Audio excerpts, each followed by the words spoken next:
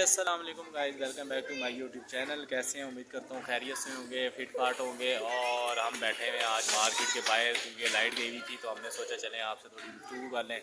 और फैसल साहब बड़े टेंशन में है, पता नहीं बेचारे को रोज़ कोई ना कोई परेशानी पड़ी रहती है।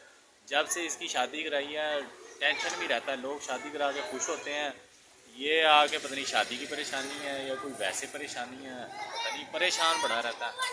कोई ना कोई टेंशन ज़रूर रहती है। हाँ जी फैसल साहब, आज ही कौन सी टेंशन आपको पड़ गई है? यार टेंशन की बात पता क्या है अहमद भाई, 2 महीने हो गए हैं, साली घर आई हुई है। साली आने का मसला नहीं है यार, साली आ गई कोई बात नहीं। अच्छा साली आ गई है कोई बात नहीं, कोई टेंशन की बात नहीं है। लेकिन अच्छा, फैसल साहब जो हैं अब क्या कह रहे हैं? भाई कहना कुछ नहीं है, मसला पता क्या है यार, शादी की टेंशन नहीं है मुझे, बड़ा खुश हूँ मैं। खुश हैं? हाँ मसला ये यार, 2-3 महीने हो गए साली घर आके मेरे बह गई है, वो जहाँ नहीं रही।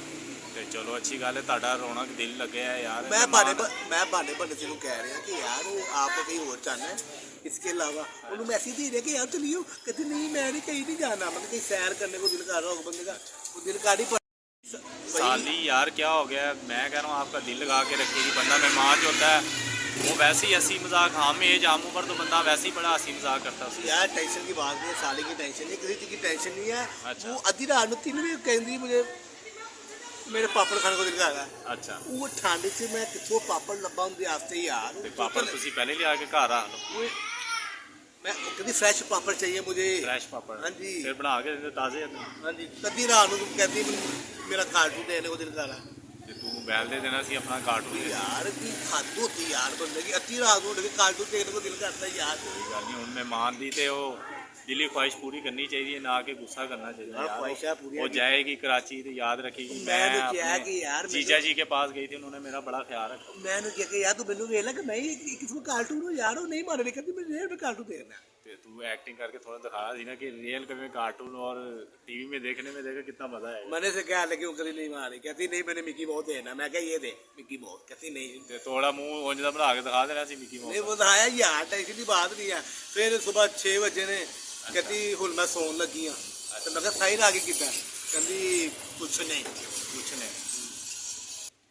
कोई गल नहीं यार, 2-4 दिन की गल है, फिर वो मेहमान है ताड़ी चली जाना, उन्हें की हो गया यार। उसके जाने का दुख नहीं है, जाने का दुख नहीं, आने का दुख नहीं। वो हरकत बड़ी अजीब जी करती, तेरे तो भी भैड़ी हरकत रात तू कहती मुझे डांस करके दिखाओ ऐसे। अच्छा, फिर तू करके दिखाया? मैनू नहीं आता डांस।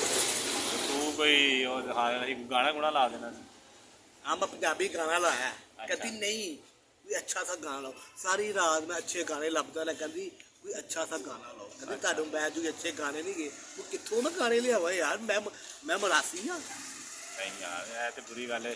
चलें गाइज, हम इसकी जो है ना जाके साली को समझाते हैं, ताकि ये तो बेचारा पहले बड़ा दुखी और परेशान है, इसको मज़ीद दुखी और परेशान ना करें, क्योंकि हम इसको खुश देखना चाहते हैं। ये हंसता हुआ अच्छा लगता है, तो ये इसकी पैड़ी सी शक्ल देके फिर हमें भी वो अजीब से फील होता है।